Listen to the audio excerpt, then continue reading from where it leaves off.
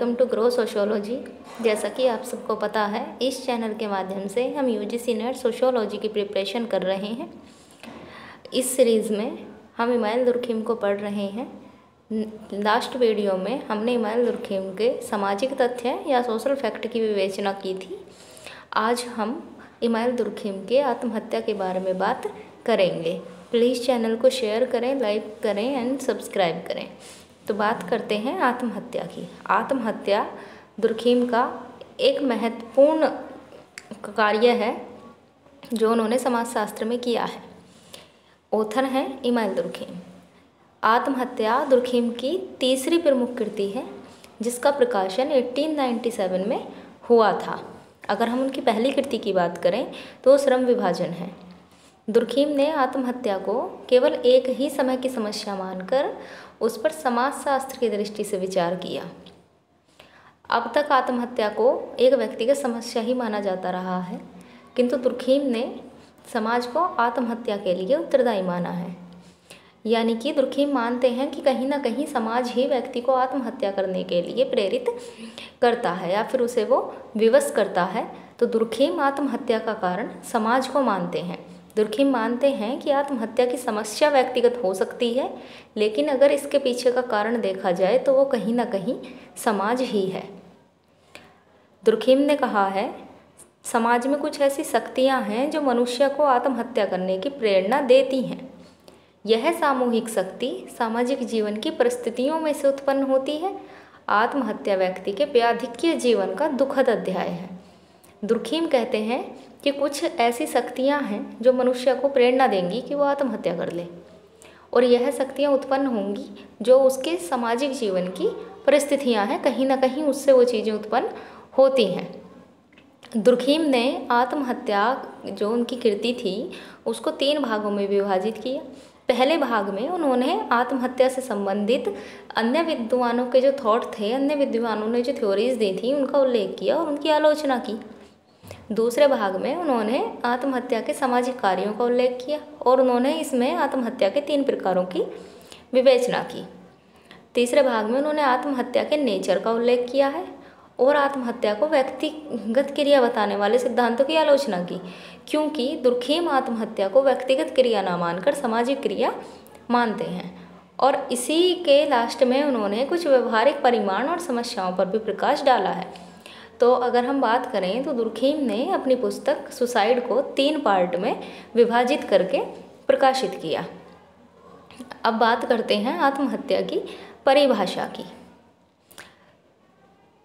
तो आत्महत्या की परिभाषा इमाइल दुर्खिम के अकॉर्डिंग दुर्खिम ने बताया, आत्महत्या शब्द मृत्यु की उन समस्त घटनाओं के लिए प्रयुक्त किया जाता है जो स्वयं मरने वाले की सकारात्मक या नकारात्मक क्रिया का प्रत्यक्ष या अप्रत्यक्ष परिणाम होती हैं, जिसका भावी परिणाम मृत्यु वह जानता है। दुर्खिम ने क्या कहा, आत्महत्या हम उन सभी चीज़ों के लिए यूज़ कर देंगे जो कि व्यक्ति चाहे डायरेक्ट करे या इनडायरेक्ट करे, लेकिन उसे पता होगा कि इसका जो रिजल्ट है वो मृत्यु होगी। इसके उपरांत उसकी जो जीवन लीला है वो समाप्त हो जाएगी। इसी को दुर्खिम ने आत्महत्या बताया। आगे हम बात करेंगे आत्महत्या के प्रकार। तो अगर हम बात करें तो दुर्खिम ने 4 प्रकार आत्महत्या के बताए हैं। पहला प्रकार उन्होंने अहमवादी आत्महत्या या ईगोइस्टिक सुसाइड बताया है। दूसरा प्रकार प्रार्थवादी आत्महत्या या एल्ट्रुइस्टिक सुसाइड बताया है। तीसरा प्रकार दुर्खिम ने आदर्शहीन परिमाणहीनतावादी आत्महत्या या एनोमिक सुसाइड बताया है। और लास्ट उन्होंने घातक भाग्यवादी या फेटलिस्टिक सुसाइड बताया है। तो आइए बात करते हैं अहमवादी आत्महत्या की। तो जैसा कि इसके नाम से ही है अहम, तो वह अहम क्या होगा कि व्यक्ति अपने ईगो के कारण समाज से अलग अलग हो जाएगा, जिससे कि समाज क्या करेगा, उसको अलग कर देगा और वो खुद को महसूस करेगा कि वो समाज से अलग हो गया है और समाज में उसकी अवहेलना की जाती है, जिससे कि वो एकांत में उसका जो मन है वो दुखी हो जाएगा और दुखी होकर वो आत्महत्या कर बैठेगा। तो अगर हम कारण देखें तो कहीं ना कहीं दुर्खीम ने क्या बताया कि जब समाज का जो एकता है समाज में वो कम हो जाएगी या फिर समाज की पकड़ व्यक्ति पर मजबूत नहीं होगी तो ऐसे में व्यक्ति अहमवादी आत्महत्या करेगा। दूसरा प्रकार दुर्खीम ने बताया प्रार्थवादी आत्महत्या। अगर हम प्रार्थवादी आत्महत्या की बात करें तो वो अहमवादी आत्महत्या के बिल्कुल विपरीत होगी। विपरीत क्यों होगी? क्योंकि पहले वाले में अगर हम देखें तो वहाँ समाज में एकता नहीं थी जिस कारण व्यक्ति ने आत्महत्या कर ली। प्रार्थवादी में समाज में एकता इतनी अधिक है कि व्यक्ति का महत्व ही वहाँ समाप्त हो गया। व्यक्ति की क्रिया, व्यक्ति की रुचि, व्यक्ति के विचारों पर इसमें कोई बल नहीं दिया जाता, बल्कि समूह की रुचि विचार उन्हीं को महत्व दिया जाएगा। ऐसी स्थिति में जो व्यक्ति है वो आत्महत्या कर लेगा और उसी को दुर्खीम प्रार्थवादी आत्महत्या कहते हैं। जैसे कि एग्जाम्पल अगर हम लें तो सती प्रथा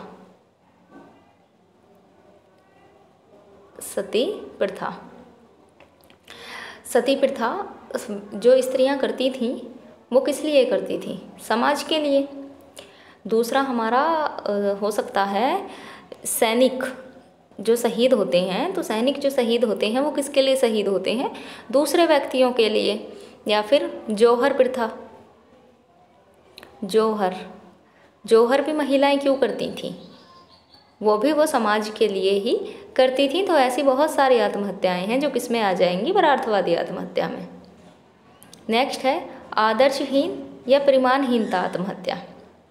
तो ये एक ऐसी आत्महत्या होगी, यह आत्महत्या तब की जाएगी जब समाज के नियम हीनता या फिर आकस्मिक परिवर्तन उसमें उत्पन्न हो जाएंगे, यानी कि सडनली चेंज हो जाएगा। और उस सडनली चेंज में या तो व्यक्ति हो सकता है कि वो बहुत ज़्यादा प्रसन्नता का अनुभव करे या वो बहुत ज़्यादा दुखी हो जाए, और ऐसा होने पर उसका मानसिक संतुलन कहीं ना कहीं बिगड़ जाएगा और वो आत्महत्या कर लेगा। ऐसी आत्महत्या मेनली आर्थिक संकट के समय देखी जा सकती है या फिर पारिवारिक कलह के समय या वैवाहिक जीवन में भी इस प्रकार की आत्महत्याएं देखने को मिलती हैं। नेक्स्ट उन्होंने बताया घातक भाग्यवादी आत्महत्या। तो घातक आत्महत्या की अगर हम बात करें तो इसके लिए उत्तरदायी कारक दुर्खीम ने अत्यधिक नियंत्रण, आदर्शवादी और कठोर नियमों के पालन को बताया है। उन्होंने इसके पीछे किस कारण को माना कि व्यक्ति पर इतना ज़्यादा कंट्रोल है कि वो अपनी इच्छा से कुछ कर ही नहीं सकता, और उस कंट्रोल से तंग आकर वह व्यक्ति क्या करेगा? वह आत्महत्या कर लेगा। तो उसी को हम क्या कहेंगे? घातक या भाग्यवादी आत्महत्या। यानी कि क्या माना जाएगा कि व्यक्ति के भाग्य में ही ऐसा लिखा था और उसने आत्महत्या कर ली। तो ये 4 कारण दुर्खीम ने आत्महत्या के बताए थे। इसी के साथ हमारा जो आत्महत्या टॉपिक है वो यहीं समाप्त हो जाएगा। मेनली आपसे एग्ज़ाम में या तो आत्महत्या के प्रकार पूछे जा सकते हैं, मेनली वही पूछे जाते हैं कि आत्महत्या के प्रकार बताइए, या फिर पूछ लिया जाएगा आपको एग्जाम्पल देकर कि ये किस प्रकार की आत्महत्या होगी। इससे अलग आत्महत्या से आपको कुछ भी नहीं पूछा जाता है।